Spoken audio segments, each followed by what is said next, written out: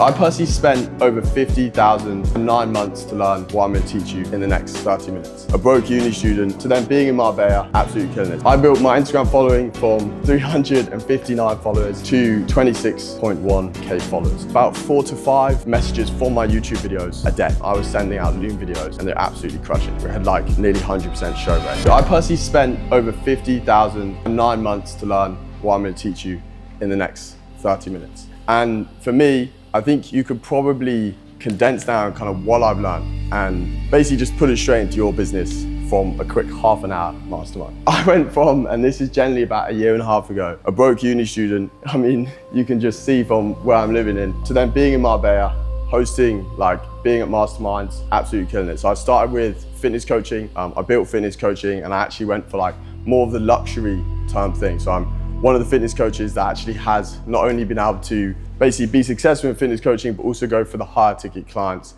actually bring people in that most fitness coaches just would dream basically of doing. I built my Instagram following from 359 followers to 26.1k followers. And I'm kind of going to go into how you're doing that. I've invested a lot into social media, expert social media like masterminds, all those sort of things. I've learned so much on the way, and I just want to show you basically what I did to make this transition, because the more people you have following you, right, the easier it is to get more people onto whatever it is you're teaching, whatever it is that you're helping people do. So firstly, these are like even investments that I got from something as simple as fitness coaching. And it's not rocket science fitness coaching. It's not like you're not teaching someone how to, I don't know, get to the moon. But if you actually structure stuff correctly and you get people to buy into you, you can actually charge a decent amount. This is UK as well, for something as simple as fitness coaching. And this is without always needing sales calls. Whilst most fitness coaches were struggling to sign even £150 a month clients after a 60-minute sales call. And I was actually getting people that we might have a 5-minute call, we might even just do it over the DMs, literally just coming to me and signing. And then like a week or two later, their business partner would come to me and also join. So yeah, it's a big thing. And I'm gonna teach you the 4 things that I did to have this basically effect, be able to actually get people on without sales calls all the time, actually build a brand where people bought into me and not just fitness coaching. Like I'd never have objections like, what do you offer within your coaching? What like programs do I get? What certifications do you have? And that's because when I had someone hop on a call with me, they were normally always bought into my vision, my direction, and where I was gonna go. Does this make sense? Yeah. Cool. So the first thing is actually building a true personal brand. Does anyone like know what do you guys define as a true personal brand?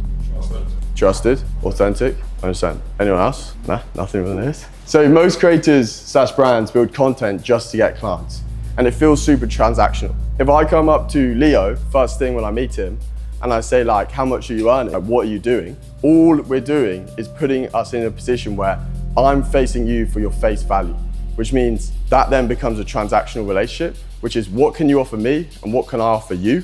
And what's the difference in terms of authority? And that can have benefits at times, but a lot of the time, what you're doing is you're doing it based off the product more than based off the relationship, where that can work in stuff like e-com, for example, Niall, Leo, Ro.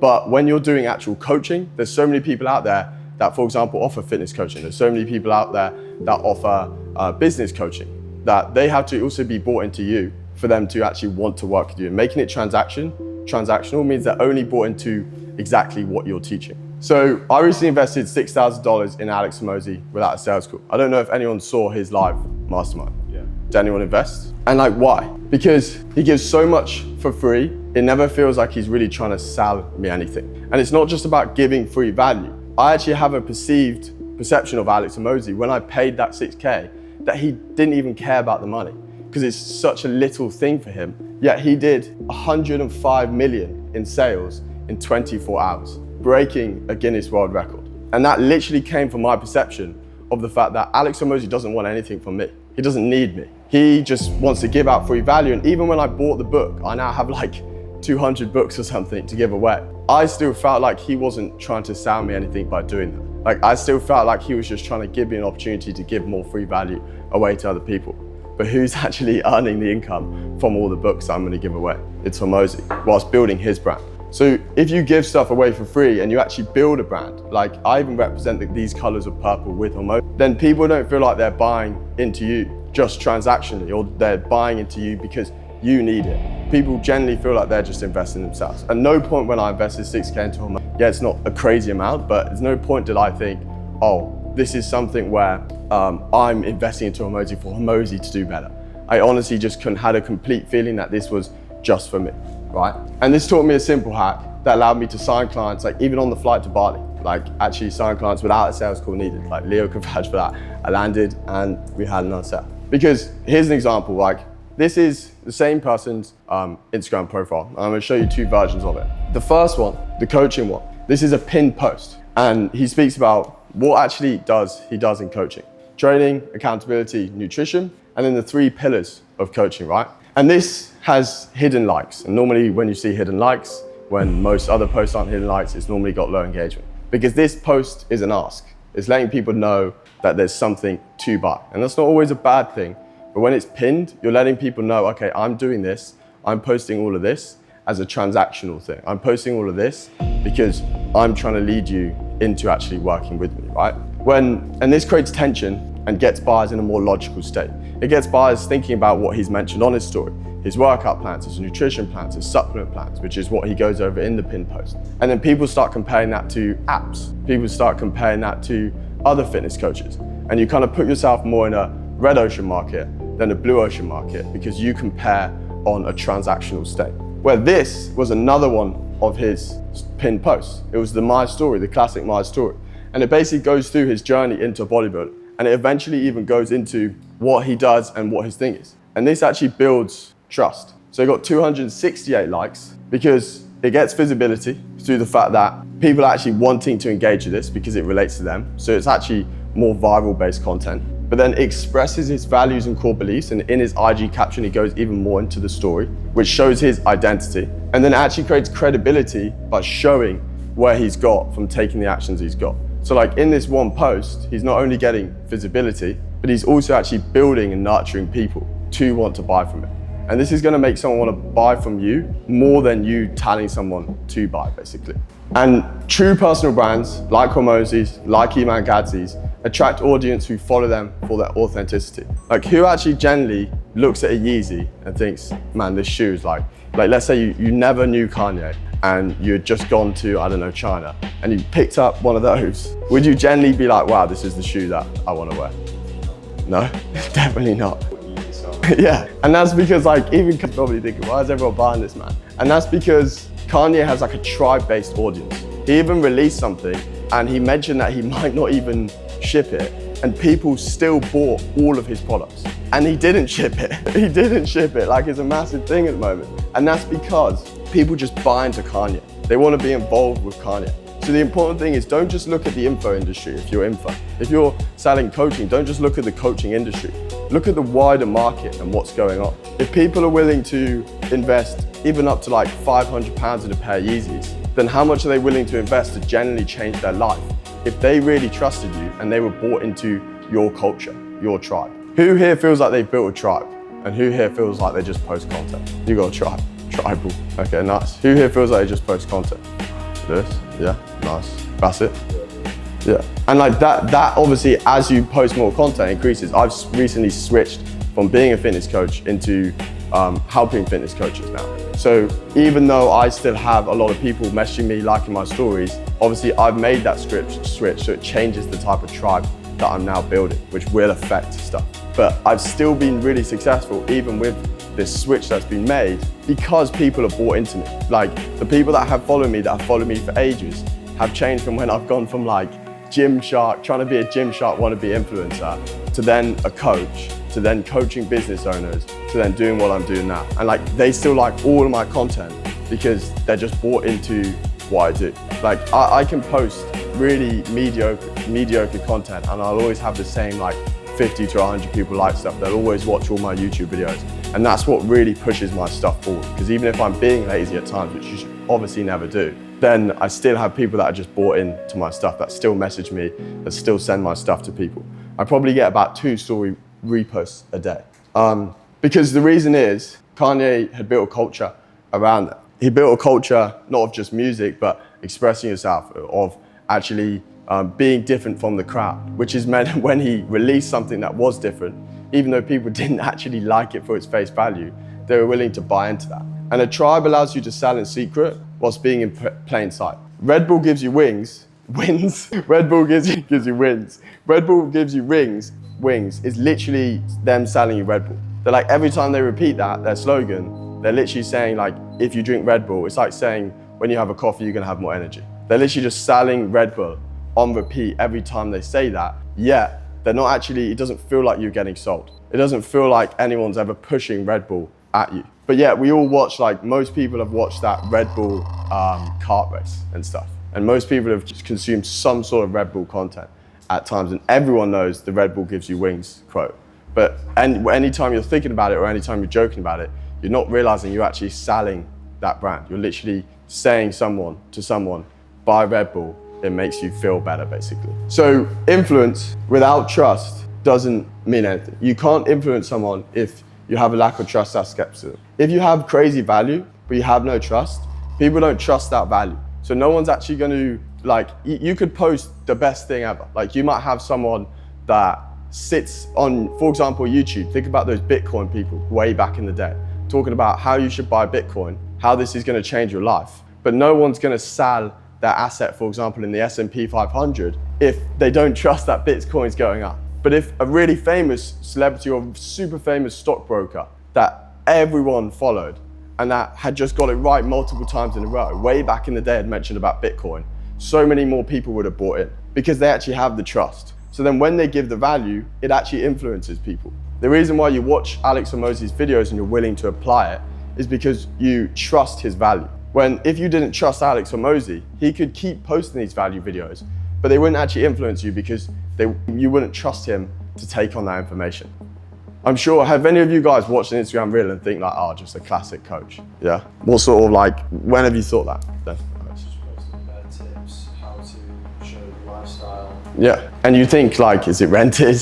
For example, the car? Well, for example, one that comes to mind as a trader, being like, you might be able to help people get money, and he actually be making the video, only post the wins of his trades and the lifestyle, but show anything else other than those he's a scammer. Yeah. Getting people into his copying signals and whatnot, so he makes them exactly. never trust it, just think he's a scammer. Yeah, exactly. Like traders are perfect. Can you guys pass this around as well? Yeah. Traders are like a perfect example of that.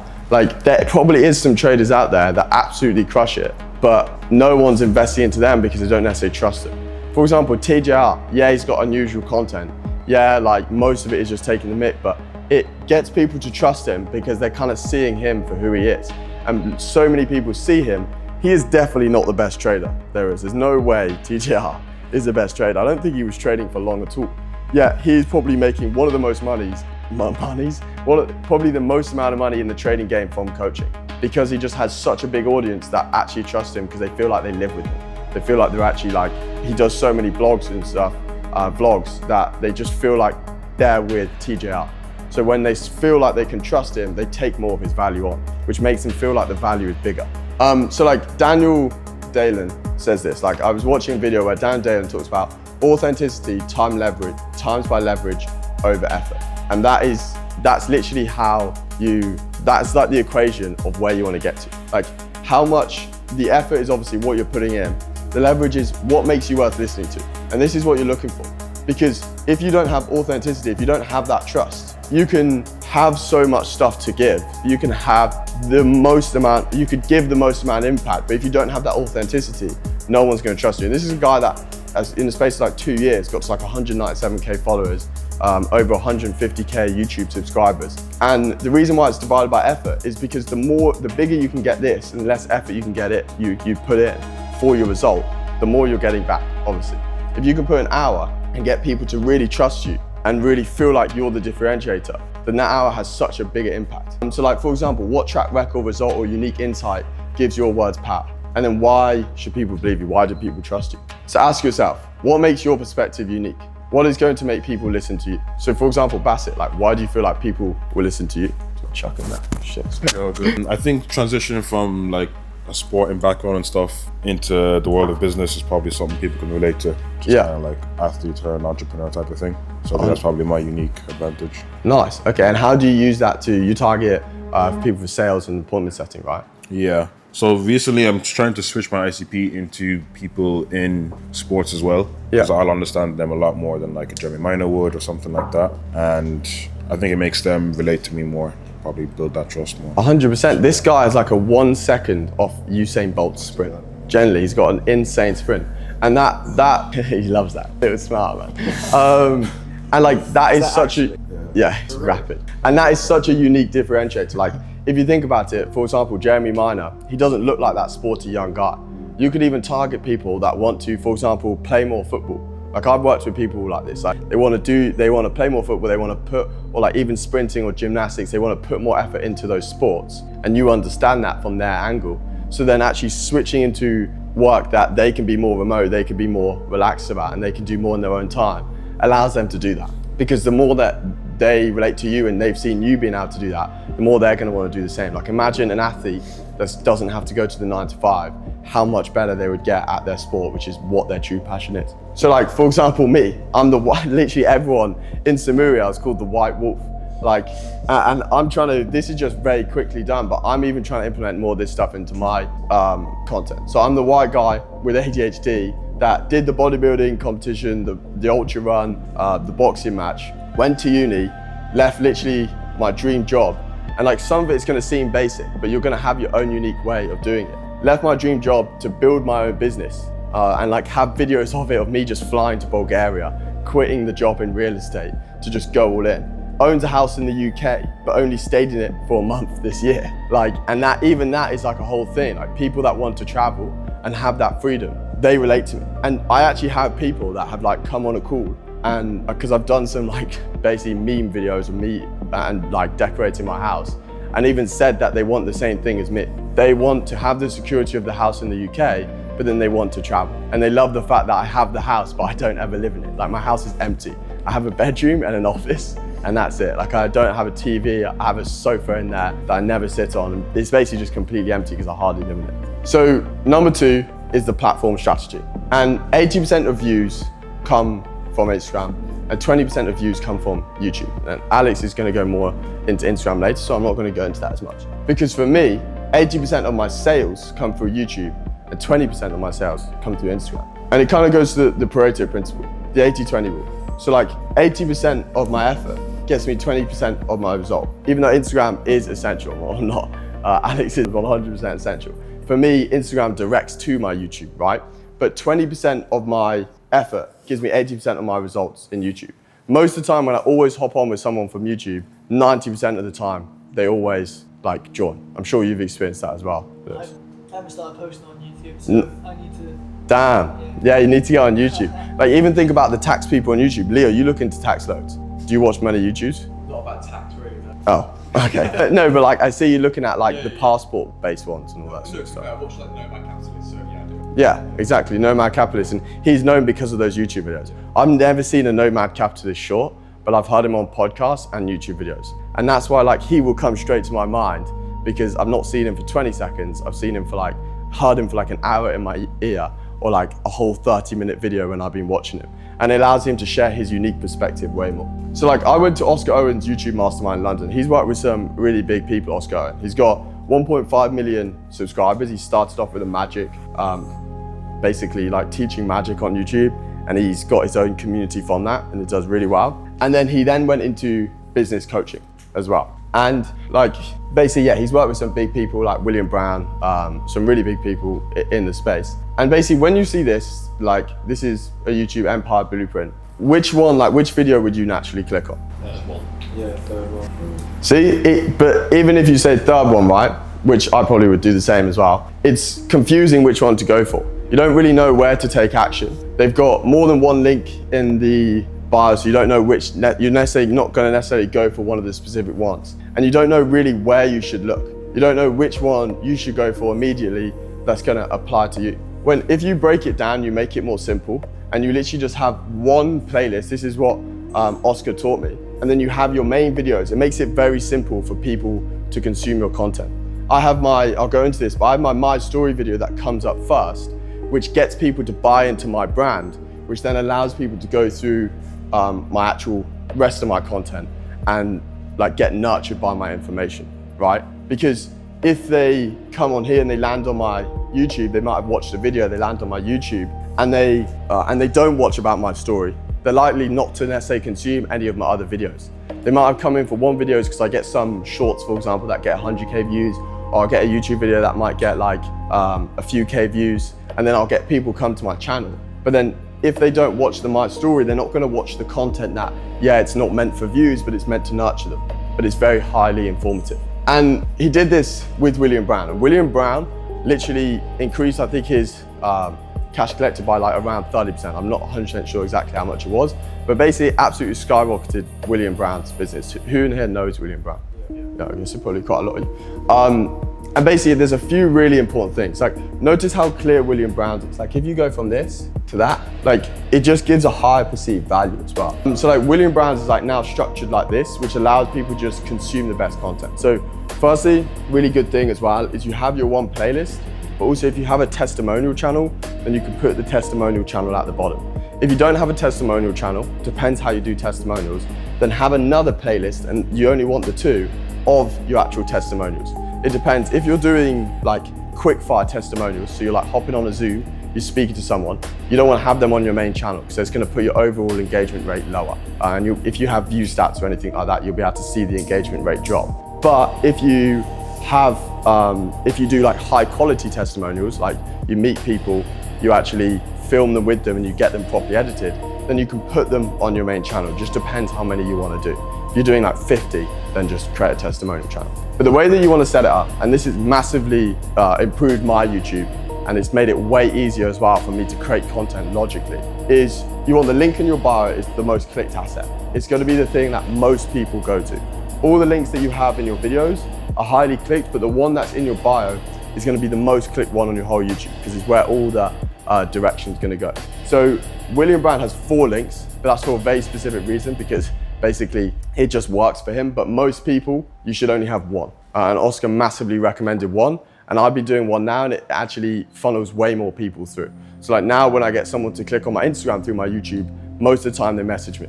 Like I've been getting about 4 to 5 messages from my YouTube videos a day, which is actually really high for the amount of views I get. Like that's a lot because I use a deep link as well. You make sure you're using deep links if you're not. So if someone clicks on my YouTube profile, the link in there takes them straight to my IG, and then they'd just be able to remember the keyword that I told them, and I say it really subtly, and then they can just message me straight away. So I get messages like system, YouTube, like DM flow all the time, like on my IG, and it just makes it really easy to then like book them in on a call because I know they've consumed my content. And then also another little trick with your lead magnet is put a Loom video in there. So like let's say you give a DM flow, put like a 20-minute Loom video explaining that DM flow, because it just means people just connect with you more. And then as you're giving that DM flow or whatever free value you're giving, if you give a Loom video and put little elements of your story, how you learnt into it, it gets people to buy into you even more within your free value. So then it means that basically after you send them the free value and they consume that, they can pretty much straight away come through. Like they'll then book a call really easily. So You send them the free value and follow up with a Loom separately. So you can do that. It's even like higher intent if you send it like for you if you have really high ticket. I'd say if you're getting less than like maybe 2 DMs a day, or you're below your ticket price is below 10K, I'd probably just have a pre-made one. But if you've got a high ticket price and someone's worth a decent amount to you, then I would send Loom videos. But if you could do like a 20-minute Loom video even on your free value and how it applies to them after asking a few questions, that's going to nurture someone so much. Because it's going to build so much more trust because they know they're not just going to be another crab in the bucket, that you're actually willing to put time into them. So if you're willing to do that before you start working with them, how much are you going to do it when you start working? Like we're running a lot of lead form ads at the moment as well. And when we had more time, I was sending out Loom videos and they're absolutely crushing. We had like nearly 100% show rate. And now we've had to switch stuff up, which affected show rate, but we're building it back up again, basically. And then the banner needs to pass the blast test. So instantly communicates what your channel is about. This is quite a lot because he speaks to very well educated audience that's already been in the info game for a long time, has already likely got a business. So he needs a little bit more in there. But like for me, I literally just have, For me, I literally just have like a really simple banner, 2 sentences showing exactly what I do. So this is super important because people can look at this and decide, okay, do I stay on this channel or not? Do I click off? Or is this something that I need? And then the home layout, like I said, 1 key playlist. And the way you want to structure it is, this is what I'm building out now. I haven't got my structure fully like that, is conversion and then entertainment and then value. So like if you see, entertainment, value and conversion. So if you see the first one on William Brown is more of an open-ended video. It's like bringing more people in. It's more for high watch, like high views, high engagement. And then towards the end is more conversion-based video, which is why it's got 500K views and then 10K views. Because what it's doing is as they go through the playlist, you're then converting them and you could even have the VSL at the end. And then, remove clutter and stuff on your homepage and then track conversions per video to understand what actually drives the leads. So you can literally hop on a call with someone and be like, most of the time that person you hopped on a call is gonna watch a YouTube video and just be like, what YouTube video did you watch? Or like, when they're speaking about stuff, just ask them like, what is it that you basically saw? And they're gonna tell you what they saw, so you're gonna know what people are interested in. And then that means you can structure the playlist to match. And then this is another really good thing that I'm not too sure. How many people use the trailer and featured videos in here? Anyone? Do you use it? Sorry? Trailer and featured videos. I haven't said it out like that, but my YouTube link directs them straight